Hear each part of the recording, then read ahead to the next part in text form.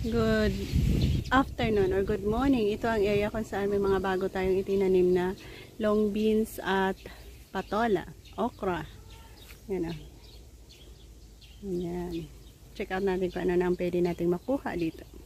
Ayan, pwede tayo makapag-harvest ng patola na sobrang laki nga din naman. Ayan o. Patola.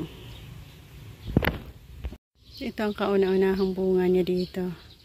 Patola natin na from Taiwan ang variety na ito eh. Dinala pa na. Yan, meron din pangalawa dito. Ayan ah. Dalawa. Dalawa. Yan, isa na ito sa pwede natin ma-harvest. Ayan ah. Yan, in a good size meron tayong tatlong na harvest. Yan, continue pa yan sila sa pagbunga.